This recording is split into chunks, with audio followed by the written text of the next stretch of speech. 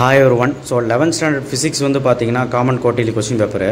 Actually என்னன்னா physics பொறுத்தவரைக்கும் பயப்படுறீங்க. ஒண்ணுமே பயப்படுற கொண்டு இல்ல. 11th நாளே இப்போ என்னதுக்கு என்ன அலர்ஜினா யாரா படிப்பா எதுக்கு படிப்பா இப்போ எக்ஸாம் கேன்சல் பண்ணிட்டாங்க 12th பாத்துக்கலாம்னு நினைச்சா அப்படி நினைச்சீங்கன்னா நீங்க தான் ஏமாளி. ஏனா வந்து 11th ஸ்டாண்டர்ட் தான் பேசிக் 12th 11th யார் சரியா படிக்கல 12th மார்க் வராது. சரி எனிவே நம்ம क्वेश्चन பேப்பர்ல பார்க்கலாம். 15 1 மார்க்ல 13 1 மார்க் வந்து புக் பேக் நாளைக்கு வந்துரும். புக் பேக் 1 மார்க் ஒழுக்கமா படிங்க. 2 மார்க் என்னலாம் வந்திருக்குன்னு பார்க்கலாம். ஃபர்ஸ்ட் லெசன் 2 மார்க் தரவு பண்ணா ஒரு 2 mark confirm. What are the uses of dimension analysis. Second லெசன்ல புக் பேக் தான் கேட்டிருக்காங்க. Distance and time, distance and displacement, Newton second law, Newton first law, second law, third law, மூணு லாவும் படிச்சு வை. Characteristics of elastic and inelastic. இந்த லெசன்ல இன்னொன்று இருக்கு, கைனடிக் எனர்ஜி அண்ட் மொமெண்டம், அதுவும் படிச்சிருங்க ரிலேஷன். அதுக்கப்புறம் வந்து பார்த்தீங்கன்னா இதே லெசனில் கன்சர்வேட்டிவ் ஃபோர்ஸ், நான் கன்சர்வேட்டிவ் ஃபோர்ஸ், அப்புறம் பொட்டன்ஷியலோட வேரியஸ் ஃபார்முலா, இதெல்லாம் படிச்சிங்கனாலே இந்த லெசன் எழுதிடலாம்.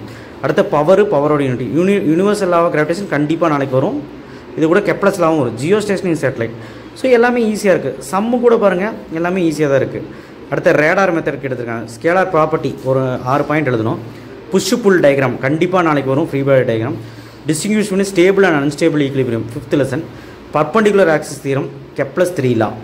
ஸோ இந்த வெக்டார் சம்மு ஆர் கிராஸ் எஃப், அவனே ஆர் கொடுத்துட்டா எஃப் கொடுத்துட்டா ஆர் கிராஸ் எஃப். இப்போ இந்த மாடுலஸ் போட்டு எடுக்கணும்.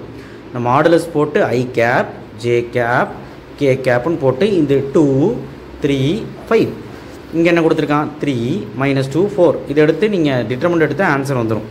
ஸோ இதுதான் அவங்க கொடுத்துருக்காங்க. சரி 5 மார்க் பார்க்கலாம். ஃபஸ்ட்டு கொஸ்டினே important 5 mark.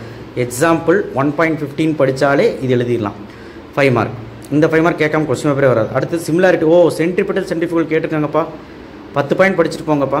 Triangle of addition வந்திருக்கு, ஜி வித் லேட்டிடியூட் வந்திருக்கு, types of error first lesson வந்திருக்கு, பெண்டிங் சைக்கிள் நல்லா படிக்கிற குழந்தைங்க பார்த்துக்கோங்க. Work energy principle, one collision dimension பார்த்தா ஒன்று எழுதிடலாம். அடுத்து வெர்டிக்கல் மோஷன், ஹரிசாண்டல் மோஷன் பார்த்தா ஒன்று எழுதிடலாம். கைனிமேட்டிக் ஈக்குவேஷன் வந்திருக்குது, constant acceleration, equation of motion. அடுத்து ஒர்க் டன் பை அந்த கிராவிட்டி, 4th லெசனில் ஃபஸ்ட்டு லாங் ஆன்சர் வந்திருக்கு. இருந்தாலும் நமக்கு ஈக்குவேஷன் ஆஃப் மோஷன் எழுதலாம். ஸோ அதுதாங்க, இப்படி தான் படிக்கணும். அட்லீஸ்ட் இந்த கொஸ்டினாவது ஒழுக்கமாக பாட்டோம். எக்ஸ்ட்ராவாக நான் கொடுத்த அந்த கடைசி நிமிஷம் கொஸ்டின் பார்த்துட்டு போங்க. ஓரளவுக்கு நல்லா பண்ணலான்னு வைங்களேன், ஒரு 45 to 50 எடுக்கலாம். ஸோ நான் இப்போவும் சொல்கிறேன், நான் கொடுத்த 2 மார்க் 3 மார்க் 5 மார்க் படிச்சிங்கனாலே 50+ கன்ஃபார்ம். சென்டமுக்கு வீடியோ போட்டிருக்கேன், அது நீங்கள் தான் பார்த்து படிச்சுக்கணும். தேங்க்யூ. எனிவே இந்த சம்ஸ் எல்லாம் நம்ம கொடுத்த சம்ஸ் தான். ஸோ இப்போ அட்லீஸ்ட் ஒன்றுமே படிக்கலாம். கடைசி நிமிஷத்தில் நான் ஒரு ஐடியா சொல்கிறேன். யூனிட் 1 ஃபுல்லாக படிச்சிரு, நான் கொடுத்தது. யூனிட் 3 ஃபுல்லாக படிச்சிரு, யூனிட் 4 ஃபுல்லாக படிச்சிரு. ஏன்னா இதெல்லாம் படிக்கிறதுக்கு ஈஸியாக இருக்கும். அதுக்கப்புறம் 5 மார்க்ஸ் நான் கொடுத்த லாஸ்ட் மினிட் 5 மார்க்கு கொடுத்தல ஒரு 10 5 மார்க் அதை படிச்சுன்னா 45 மார்க் மேலே எடுக்கலாம் 70க்கு. 1 மார்க் புக் பேக் படிச்சிரு. தேங்க்யூ. நல்லா படிக்கிறோம், நல்லா எழுதுங்க. நல்லா படிக்க முடியாதவங்க ஜஸ்ட் பாஸ் ஆகுது ஆக ட்ரை பண்ணுங்கள். சப்ஸ்கிரைப் பண்ணால் பண்ணுங்கள், லைக் பண்ணுங்கள். தேங்க்யூ.